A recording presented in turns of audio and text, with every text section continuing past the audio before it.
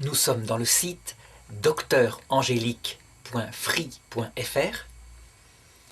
Il s'agit du site qui se propose, avec une équipe de 40 traducteurs, de mettre à disposition sur Internet la totalité des œuvres de saint Thomas d'Aquin, y compris celles qui n'ont jamais été traduites, et qui sont surtout les commentaires d'Aristote en philosophie. Alors, je m'appelle Arnaud Dumouche, et je voudrais, dans cette série de vidéos philosophiques, donner une sorte d'instrument, d'introduction philosophique pour permettre d'entrer directement dans la lecture, en particulier de la somme de théologie de saint Thomas d'Aquin.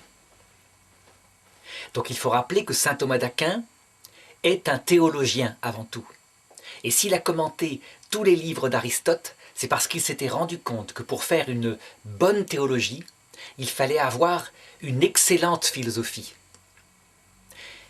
Cet esprit que saint Thomas d'Aquin a développé au XIIIe siècle, eh bien l'Église le garde actuellement, à savoir que dans les séminaires, dans les instituts de formation à la théologie, elle commence par demander aux étudiants de recevoir au minimum 2 ans et quelquefois 3 ans de philosophie, mais pas de n'importe quelle philosophie. Souvent, en comprenant mal ces directives du Vatican, on voit les séminaristes recevoir des cours présentant des systèmes idéologiques divers, tel que ça se fait un petit peu dans le cours de terminale en France. En réalité, ce qui intéresse l'Église principalement, c'est une philosophie réaliste. Ça veut dire l'apprentissage d'un regard réaliste sur le réel qui nous entoure. Un regard soumis humblement à ce réel qui est notre maître. Pas d'idéologie. Si le réel ne correspond pas à l'idée qu'on s'en fait, c'est le réel qui est le maître et c'est lui qui s'impose. Cette manière de faire, l'Église catholique, on peut dire, elle l'a canonisée, en faisant de saint Thomas d'Aquin le docteur commun de l'Église catholique. Alors ça ne veut pas dire que toutes les conclusions de saint Thomas d'Aquin en philosophie, ou toutes ces conclusions en théologie sont à 100% vraies. C'est pas ça du tout. Il ne s'agit pas de faire de saint Thomas d'Aquin le magistère de l'Église, donc quelque chose d'infaillible. Il est très faillible en philosophie. D'ailleurs, il n'est pas d'abord philosophe, comme je le disais. En philosophie, il trouve sa source, justement, non pas d'abord dans l'observation du réel, mais dans la lecture d'Aristote. Et il le reconnaît. L'autorité est en philosophie la dernière des autorités, justement. L'autorité première, c'est la réalité. Mais comme saint Thomas d'Aquin fait de la philosophie un instrument au service de sa théologie, eh bien, il ne va pas lui-même, comme ce n'est pas un homme de terrain, faire les mêmes observations partout que Aristote avait fait. Et donc, en conséquence, il faut faire très attention. Si on trouve dans la somme théologique de saint Thomas d'Aquin et dans ses commentaires de grands éléments très profonds, très approfondis de philosophie, eh bien, il ne le fait pas dans une démarche philosophique. Ça veut dire qu'il ne va pas voir, par exemple, comment fonctionnent les passions au niveau du couple. Il n'est pas marié, ce n'est pas son sujet. Il ne va pas voir, s'il traite des animaux, comment ils fonctionnent dans la nature. Et s'il les prend comme exemple, ben il se contente de répéter les exemples qu'il a trouvés chez Aristote. Il ne va pas vérifier. Donc il faut faire très attention à ne pas faire une philosophie à partir des œuvres de saint Thomas d'Aquin, ou si on s'en sert des parties philosophiques, de toujours se souvenir qu'il faut aller vérifier dans le réel. C'est quelque chose d'essentiel, et c'est quelque chose sur lequel insistait beaucoup le professeur de philosophie qui m'a le plus marqué, et qui s'appelle le père Marie-Dominique Philippe. Ce prêtre dominicain qui a enseigné pendant des années à Fribourg, j'ai eu la chance de suivre ses cours pendant 5 ans, Saint-Jodard, Rimont, et on peut dire que c'est lui qui m'a appris à faire la même chose, c'est-à-dire à le considérer, lui, comme un tuteur de formation, et dès que possible, à prendre les ailes pour n'avoir comme seul maître que la réalité qu'on observe. Cependant, comme je n'ai pas trouvé de maître en philosophie plus profond, plus grand que lui, eh bien tout au long de ses introductions à la lecture de saint Thomas d'Aquin, eh bien, je me servirai de la philosophie du père Marie-Dominique Philippe et donc je le citerai sans cesse. Il aurait été plus simple de mettre sur Internet directement ses propres cours, mais comme ils sont sous copyright, hélas, ce n'est pas possible, donc c'est pourquoi je refais du mieux que je peux, avec mes propres limites, ce que j'ai reçu pendant tant d'années, en essayant de le rendre simple et adapté à tous les publics. Donc pour cela, je m'efforcerai sans cesse de prendre des exemples dans la réalité, parce que le propre de la philosophie, c'est de partir du réel. Une fois qu'on est parti du réel, on ne se contente pas de le décrire. Ça serait du roman ou de la description. On l'analyse avec toutes les forces naturelles de l'intelligence. Ça veut dire que tout est autorisé dans l'intelligence, sauf ce qui n'est pas naturel. Ce qui veut dire qu'en philosophie, on ne se sert pas des révélations théologiques. La théologie chrétienne, les autres théologies qui disent des choses très intéressantes, ne peuvent pas servir pour le philosophe. Pour lui, elles ont un statut d'opinion, parce qu'il ne peut pas démontrer que c'est vrai. Donc par exemple, pour ce cours d'éthique, qui va donc considérer les relations morales entre un homme et une autre personne, il y a des considérations extraordinaires dans l'Évangile et dans la théologie morale catholique. Mais c'est dans une approche théologique, c'est-à-dire c'est en fonction d'une révélation de Dieu qui explique de son autorité amoureuse ce qu'il a voulu pour le bonheur de l'homme. Donc c'est une autre démarche. La théologie, elle s'appuie en premier lieu sur l'autorité de Dieu.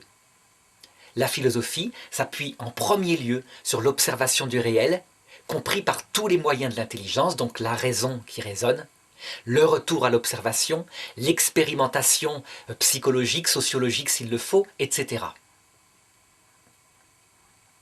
Tout ce que je vais dire dans cette série de leçons de philosophie morale, on le trouve de manière très riche et fort abstraite au début de la Prima Secundae de saint Thomas d'Aquin, où il analyse l'activité morale de l'homme, mais de manière abstraite, ça veut dire sans prendre d'exemple. La grande différence avec le père Marie-Dominique Philippe, c'est que, étant lui-même dans une démarche philosophique, il s'est toujours appuyé sur l'observation de la réalité concrète à travers ce qu'il y a de plus grand, de plus noble dans l'activité morale de l'homme, à savoir l'amour d'amitié. Et donc, c'est cette démarche extrêmement concrète qui lui permet, de toute façon, de retrouver tout ce que saint Thomas d'Aquin manifeste de manière abstraite, dans une philosophie éternelle, c'est-à-dire philosophia perennis, qui est valable à toutes les époques, de tous les lieux et tous les temps. Eh bien, le père Marie-Dominique Philippe, il présente la même chose, mais de manière concrète, incarnée. D'autre part, et ça, je m'en suis rendu compte uniquement après, quand j'ai commencé les études de théologie. D'autre part, je me suis rendu compte que si le père Marie-Dominique Philippe avait choisi de développer son éthique autour de l'expérience de l'amour d'amitié, donc la plus noble qui existe au point de vue éthique sur Terre, c'est en fait parce que cela permettait aussi de comprendre ce qui est le cœur de toute la théologie morale catholique, à savoir le mystère de la charité. Tout simplement parce que la charité, dit saint Thomas d'Aquin, ce n'est rien d'autre qu'un amour d'amitié surnaturel entre Dieu et l'âme. Et donc, son développement, son mode de fonctionnement est tout à fait analogue à celui de l'amour d'amitié, même s'il est fondé sur la grâce. Et c'est pourquoi, dans une dernière partie, au terme de cette recherche philosophique, puisque son but est d'entrer dans la théologie, eh bien, je développerai en annexe, justement, l'application concrète que l'on peut faire en analysant le mystère de la charité. Et comme ça, il apparaîtra bien clair que ce cours de philosophie qui est donné en Église, il est véritablement aussi au service d'une meilleure formation théologique. Pour ce qui est de la méthode en philosophie, eh bien, je ne peux faire que inviter chacun à se retourner toujours dans le site docteurangélique.free.fr, dans la page des cours en vidéo, vers l'introduction à la philosophie qui est déjà installée et qui permet de comprendre ce fonctionnement. Alors d'abord, qu'est-ce que la philosophie morale? Autrement dit, appelée en grec l'éthique. Alors souvent, quand on entend les journalistes, on les sent qui distinguent l'éthique de la morale.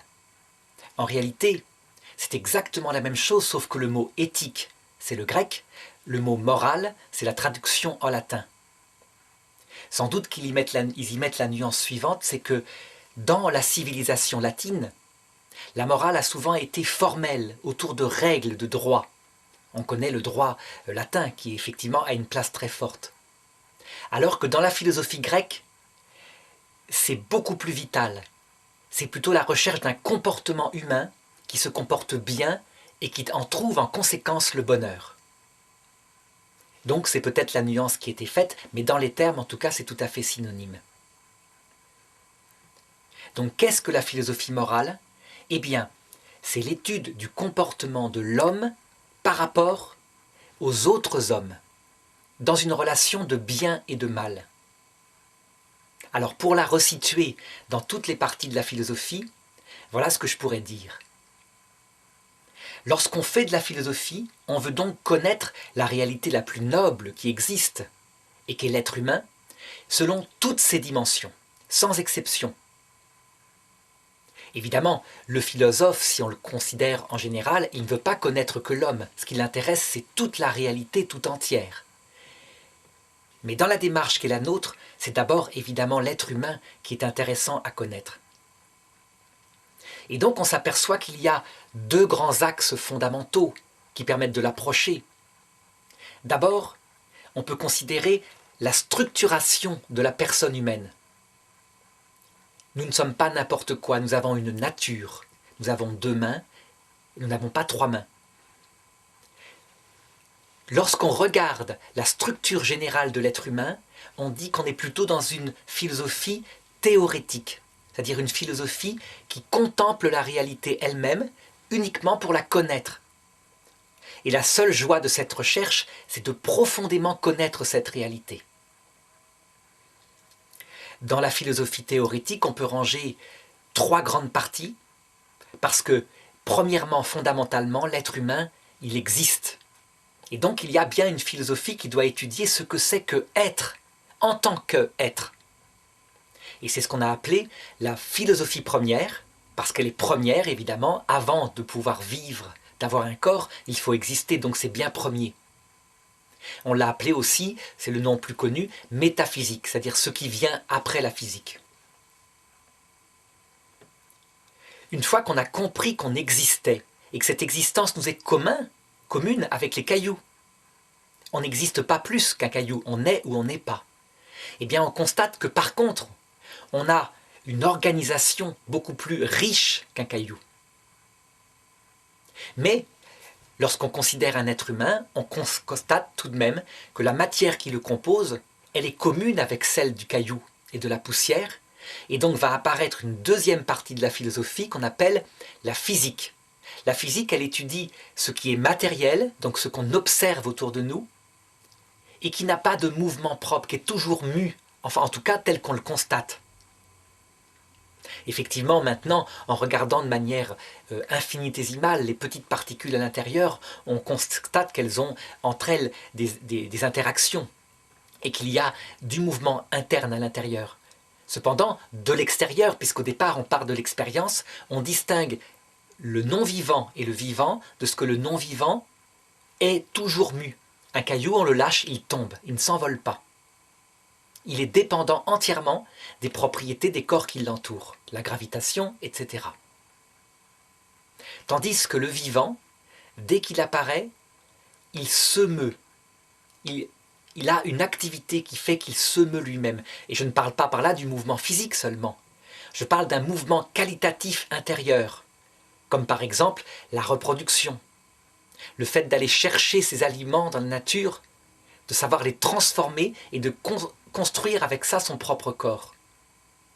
Donc extérieurement, lorsqu'on regarde dans une pure description, c'est vrai qu'on distingue le vivant par le fait qu'il a ses activités vitales infiniment complexes. Évidemment, à l'heure actuelle, certains diront, mais le feu, après tout, se meut, il va trouver sa nourriture, etc. C'est certain. Donc peut-être qu'il faudrait des distinctions plus profondes et regarder la distinction de la vie du côté de sa structuration moléculaire. Donc effectivement, on a plus de connaissances qu'à l'époque d'Aristote. Donc la troisième partie de la philosophie théorétique contemplative va être la philosophie du vivant. Et c'est la plus importante en ce qui concerne le cours d'éthique que je vais donner, parce que c'est en connaissant la complexité de notre vie, de notre nature humaine, qu'on pourra mieux comprendre évidemment le comportement concret qu'on a face aux autres personnes humaines. Alors pour résumer, on découvre en philosophie du vivant que notre être humain est composé de 3 degrés de vie. Qu'en fait, il est comme un cosmos qui contient tous les vivants qui ont pu exister, mais de manière unifiée pour former une seule personne. Donc il y a d'abord en nous cette vie inconsciente, commune avec les plantes, et qui a des facultés qui leur sont absolument communes, un fonctionnement qui est analogue, fonctionnement cellulaire, et qu'on appelle la vie végétative. Les facultés essentielles de notre vie végétative, c'est la nutrition. Il y a un instinct fondamental dont on ne se rend pas compte quand on n'a jamais eu faim. Mais en réalité, souvent un être humain est à 1 semaine de la barbarie. Ça veut dire que toute sa civilisation s'écroule s'il reste sans manger, sans boire 1 semaine. Et là, tout d'un coup, la survie étant essentielle, cet instinct reprend avec force sa puissance.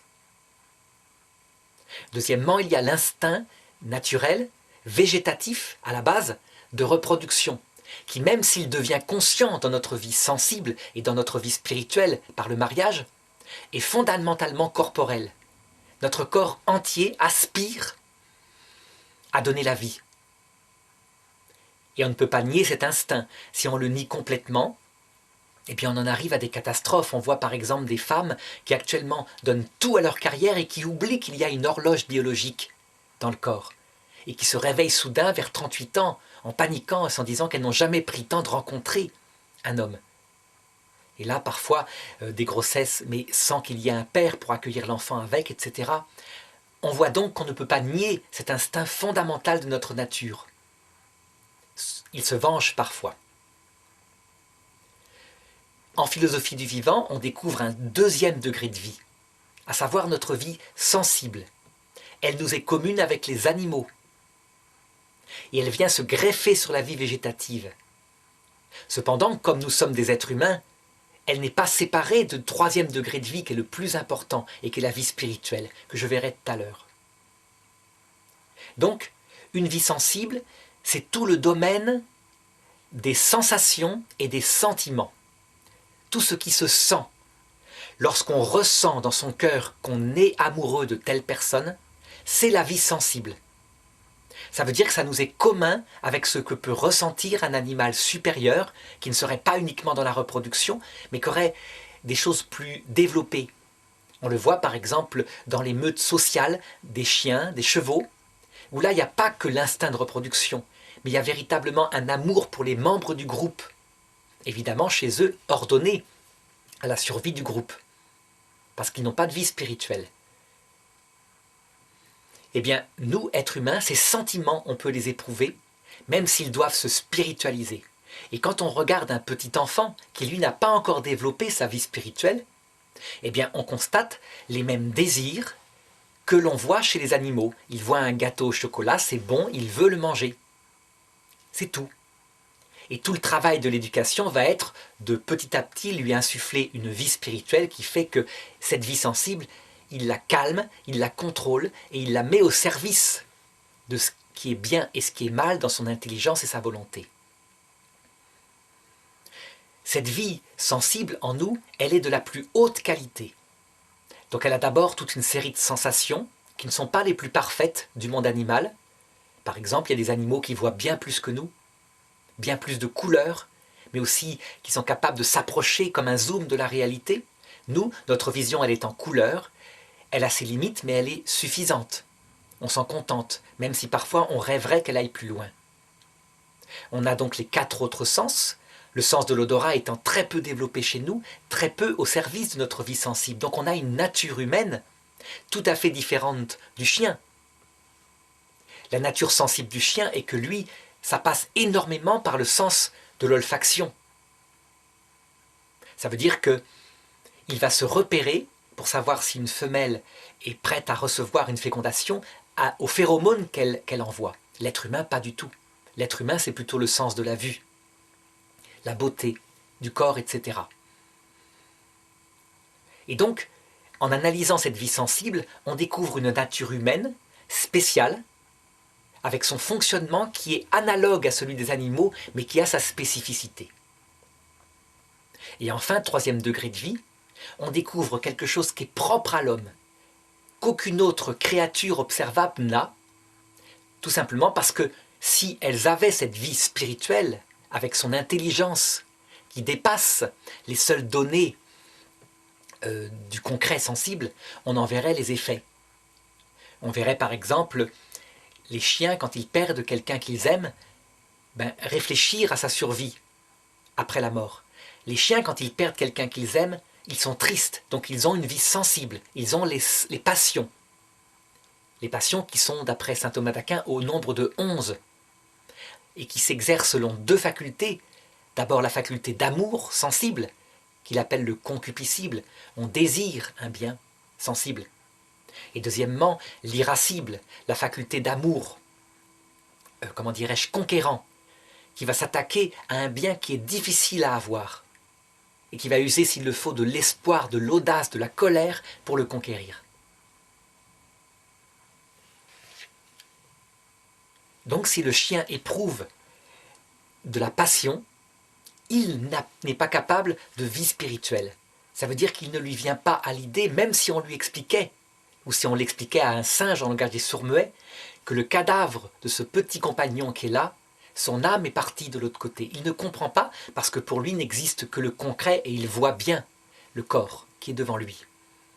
L'être humain est au-delà de ça, il a deux facultés en plus, c'est ce qu'on appelle sa vie spirituelle, l'intelligence qui lui permet de comprendre non seulement les choses sensibles, effectivement, comme le fait l'animal, les choses concrètes, mais les choses abstraites et même les réalités spirituelles. J'entends par choses abstraites, par exemple, les concepts. Le concept d'amitié, justement, qu'on va étudier en éthique. Et qu'est-ce que j'entends par les réalités spirituelles ? Des réalités substantielles qui existent et qui n'ont pas de corps, que je ne peux pas constater du coup, puisque je ne constate que ce que je vois, j'entends. Et pourtant, je peux induire par un raisonnement leur existence.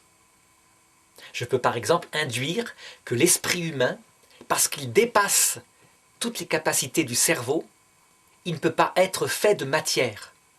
Il a quelque chose qui dépasse la matière du cerveau, même s'il s'en sert sans arrêt. Donc, la survie de l'esprit après la mort est une chose que l'homme peut comprendre. Est-ce qu'il peut le prouver ou pas ? Ça, c'est une chose à faire en philosophie. La deuxième faculté spirituelle de l'homme, c'est sa volonté. La volonté, c'est l'intelligence qui aime. Ce n'est donc pas le sentiment. Quand on aime quelqu'un sentimentalement, c'est de l'ordre de la vie sensible. L'amour volontaire, c'est quand l'intelligence nous dit « tu dois lui faire du bien, tu ne dois pas l'abandonner, tu dois l'aimer parce qu'elle est une personne bonne, parce que tu t'es engagé. » Donc c'est un amour de l'intelligence. Ça n'éprouve pas de sentiment, c'est efficace, c'est actif, c'est présent en acte.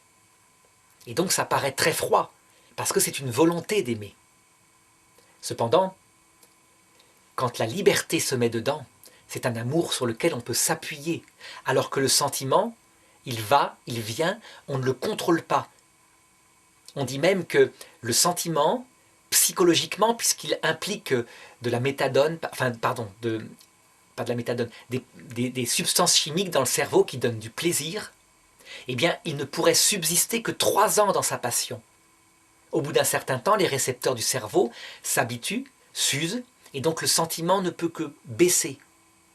L'amour spirituel, lui, si la personne est fidèle, si elle est digne du bien, qu'elle n'a jamais trahi, il peut subsister véritablement au-delà du sentiment. Alors voici les 3 parties de la philosophie théorétique. après les avoir rappelés, on constate que on connaît effectivement à peu près, dans ce cas-là, la nature humaine. Comment est-ce qu'elle est structurée et comment elle fonctionne. Cependant, on ne peut pas s'arrêter là. Si on veut tout connaître de l'être humain, il est évident qu'il faut regarder ce qui est l'essentiel et qui sort de cette nature humaine, à savoir ses activités humaines. Et donc, il va y avoir une deuxième partie de la philosophie qu'on appelle la philosophie pratique, parce qu'elle ne vise pas seulement à connaître pour connaître, mais elle vise à connaître pour mieux agir, pour mieux réussir sa vie concrète, en vue de l'épanouissement de toutes les potentialités de la nature humaine telle qu'on l'a décrit en philosophie du vivant. Cette philosophie pratique, si on observe les activités humaines, on constate qu'elle se divise finalement en trois grandes parties aussi. Parce que il y a d'abord une activité qui nous prend le plus de temps, mais qui est sans doute peut-être la moins importante. Et ça, c'est l'expérience qui le montre. Il y a des personnes pour qui elle est la plus importante. Ce qui nous prend le plus de temps, c'est vrai, c'est sans doute notre rapport au travail. Ça veut dire quand nous transformons une matière quelconque. Donc on le voit chez les mamans au foyer, ou les mamans qui ne sont pas au foyer, de toute façon, elles ont souvent la double journée. La journée au travail, et à la maison en plus, le travail pour les devoirs des enfants, la cuisine, etc. Et parfois le mari, il va peu aider au niveau des tâches comme ça, ménagères. Il va peut-être davantage aider au niveau de l'installation de la maison. Mais en tout cas, ça nous prend un temps énorme. Eh bien, cette première partie de la philosophie pratique et qui regarde le rapport de l'homme à une matière quelconque qu'il transforme. Quand je dis matière quelconque, ça peut être une matière au sens très analogique du terme. Pas seulement le fait justement de transformer la maison ou de faire la cuisine. Ça peut être écouter un cours, se former intellectuellement. Dans ce cas-là, la matière qui est transformée, c'est l'esprit. Et c'est un travail. Il faut sans arrêt réfléchir, revenir à sa propre expérience pour voir si, par exemple, la personne qui donne cours ne dit pas des bêtises, etc. Donc ça, peut-être qu'éventuellement, il faudra mettre un jour un cours, parce que le père Marie-Dominique Philippe a tout à fait développé la philosophie du travail, qui a un développement, un fonctionnement particulier. La deuxième activité qui nous prend dans notre vie, mais qui, je crois, là pour le coup, est essentielle. La plupart des gens le disent, ce qui est essentiel, c'est le rapport aux autres personnes qui nous entourent. Tout le monde ne le dit pas. C'est vrai. Certaines personnes, c'est le métier, c'est l'argent, etc. Elles ont d'autres buts à la vie. Mais en tout cas, pour la majorité des gens, il n'y a rien à faire. Si on leur demande où est le bonheur, ils continuent de répondre, c'est la famille. Et dans la famille, il y a des relations interpersonnelles de très grande richesse, avec des qualités différentes. Le rapport à son propre père est différent du rapport avec son épouse, est différent du rapport avec son enfant. Mais dans les trois cas, ce sont des relations interpersonnelles très riches. Ce ne sont pas des relations d'un maître à un serviteur. Ce sont des relations d'amour et avec son épouse, très clairement, d'amour, d'amitié. On peut dire que pour la plupart des personnes, l'envie d'aller au travail, cette chose qui parfois est pénible, est portée par cette vie privée. Je veux dire par là que pour une femme, par exemple, souvent, si elle travaille, c'est parce que non seulement elle veut s'équilibrer, en plus elle ajoute un peu d'argent au foyer, ce qui lui permet d'être une meilleure maman, une meilleure épouse. Ça veut dire qu'en fait, sa vie de famille est tout de même le centre de sa vie. Alors évidemment, à partir des années 68, les femmes ont voulu se délivrer, enfin une partie des femmes ont voulu se délivrer de cela en disant que c'était quelque chose d'ajouté par l'éducation, que ça n'avait rien de naturel. Eh bien, plus de 40 ans après, en regardant les nouvelles générations, on s'aperçoit que ça reste fondamentalement le désir de la plupart des femmes. À savoir que s'épanouir dans le travail seul, ne pas avoir de vie familiale riche, ce n'est pas être heureux. ce qui fait la structure et le bonheur toujours des femmes dans leur nature, c'est leur vie de famille. Je crois qu'on ne peut pas le nier, même si ce n'est pas vrai à 100%. Et ces remarques-là sur le fait que ce n'est pas vrai à 100% permettent de comprendre que nous ne sommes plus, comme auparavant, dans une philosophie théorétique. Dès qu'on rentre dans le domaine pratique, ça se produit la plupart du temps. Mais il y a un domaine, celui de la liberté, qui fait que parfois l'analyse ne correspond pas. Et donc il faut toujours avoir ça en tête pour ne pas tomber dans une idéologie, à savoir en ayant découvert des principes, croire qu'ils sont valables pour 100% des personnes. Il y a des personnes qui n'ont aucun goût pour la vie de famille. Il y a des personnes qui n'ont pas de goût pour l'amitié, ça arrive. Alors on essaiera d'analyser dans d'autres leçons si elles peuvent s'épanouir, si elles n'ont de goût que pour elles-mêmes. Alors, certaines d'entre elles ont du goût pour le travail de manière tellement forte, ou pour la science, ou pour la connaissance de manière tellement forte, que ça suffit à combler leur vie spirituelle. Donc il faudra se demander si un travail passionnant, si, comment dirais-je, une science avec laquelle on se forme et qui épanouit notre intelligence suffit à combler la totalité de notre être. Pour ce qui est des hommes, c'est pareil. Mais ça fonctionne un petit peu différemment en psychologie. Ça veut dire que les hommes, quand ils travaillent, il arrive souvent que leur femme ait l'impression qu'ils ont une deuxième épouse qu'est leur travail, parce que eux, ils semblent vraiment s'y passionner pour lui-même. Ça les épanouit en lui-même, quand c'est un bon travail, évidemment. Un homme s'appuie sur sa vie de famille et semble avoir son autre pied qui est appuyé sur son travail, alors qu'une femme semble beaucoup plus appuyée sur sa vie privée, sa vie intérieure, sa vie de famille.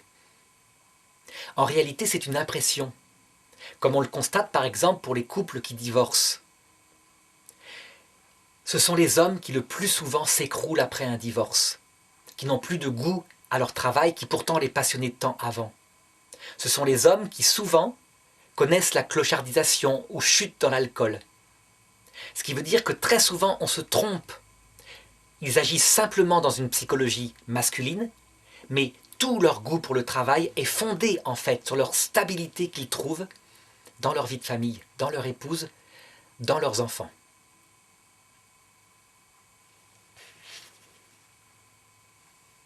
Alors c'est justement cette relation aux autres personnes qui fonde ce qu'on appelle la philosophie éthique ou philosophie morale. Donc la philosophie éthique va avoir pour objet l'étude de l'homme en tant qu'il est en relation avec un autre homme, dans une relation donc personnelle, interpersonnelle. Ce n'est pas la relation d'un chirurgien avec son malade qu'il opère. Là, ce n'est pas une relation interpersonnelle qu'il a en tant que chirurgien. Il a plutôt une relation de travail avec une matière qui transforme. Il essaye de sauver cette vie. Donc je parle bien de relation interpersonnelle. Il faut se souvenir que pour définir une discipline, on se sert toujours de la distinction suivante. Quel est son objet matériel ? Bien, l'objet matériel de la philosophie éthique, c'est l'étude de l'homme. Parce que seul l'homme, d'abord, est capable d'une vie éthique. Et deuxièmement, quelle est sa raison formelle, c'est-à-dire sous quel rapport il est étudié ? Eh bien, en tant qu'il a une relation avec un autre homme. De manière, évidemment, en conséquence, on pourra peut-être avoir une éthique du rapport d'un homme avec un animal. Et ce rapport est éthique. On ne peut pas traiter un animal n'importe comment. C'est un être sensible. On doit lui donner du respect par rapport à sa vie sensible. Mais l'éthique, elle, si elle étudie d'abord le rapport avec un autre homme, c'est parce que il y a esprit contre esprit. Alors que l'éthique, en rapport avec un animal, c'est esprit face à une vie sensible qui ne peut pas répondre de la même façon, par une relation éthique. De même, il y aura une éthique écologique par rapport au respect de la nature, du monde. Mais c'est une éthique qui, on va le voir, prend beaucoup plus sa place dans la troisième partie de la philosophie pratique, qu'on appelle la philosophie politique. La philosophie politique, c'est le conditionnement qui nous entoure dans notre vie, à savoir que tous, nous sommes des êtres sociaux et nous vivons en communauté. Ça peut être la communauté familiale, donc là ce sont des relations immédiatement éthiques, de personne à personne, chaque personne étant unique. Ça peut être la relation de travail, qui là est beaucoup plus éloignée. On peut ne pas connaître personnellement un collègue, mais on a une coopération avec lui. Ça peut être la relation, la communauté de l'État, de la cité, etc. L'essentiel, c'est que dans cette partie de la philosophie-là, il y a un principe qui unifie un groupe humain quelconque, c'est le bien qui est commun à tous. Et donc c'est là principalement qu'on étudiera le rapport à l'écologie. Parce que le bien commun à tous, ce qui permet le vivre et même le bien vivre, c'est le respect de la nature, parce que l'homme n'est pas comme ça placé dans l'espace. Donc il y a la nature à respecter. Alors, ces trois parties de la philosophie pratique, on le voit, disent à peu près tout de ce qui est de la vie pratique de l'homme. Et donc, elles méritent d'être étudiées chacune les unes après les autres si on veut avoir une philosophie complète de ce que c'est que l'être humain. J'ajoute donc juste pour mémoire qu'il y a une 7e partie de la philosophie, outre les 3 parties théorétiques et les 3 parties pratiques, c'est une partie qu'on appelle la sagesse. Parce qu'il est évident que l'être humain, ce qui l'a intéressé au point de départ, c'était de savoir à quoi ça servait tout ça, ce qu'on faisait sur Terre, à quoi ça servait d'exister si ça se terminait par la mort, à quoi ça servait de faire des enfants si on ne se retrouvait pas. Et donc, en se posant dès le départ de l'humanité, les 3 questions fondamentales, d'où est-ce que je viens, qui suis-je, où est-ce que je vais, eh bien, l'être humain a inventé la philosophie dans sa dénomination étymologique, puisque philosophie veut dire étymologiquement amour de la sagesse, et non pas amour des sciences, comme je viens de l'indiquer, l'éthique étant une science, et non pas une sagesse. Une science qui étudie le rapport à une autre personne, mais qui n'est pas la science des sciences. Parce que même si on peut comprendre profondément de quelle manière on se comporte par rapport à une autre personne, on ne sait toujours pas, en ne considérant que cela, à quoi ça sert d'être sur Terre. À quoi ça sert de créer une amitié qui va se terminer par la mort? Est-ce que ça se termine par le néant, etc. Donc voilà, après avoir situé cette partie de la philosophie, l'éthique, dans toute l'approche philosophique, eh bien, je vais pouvoir, dans la leçon suivante, commencer directement à entrer en philosophie éthique, à l'école du père Marie-Dominique Philippe.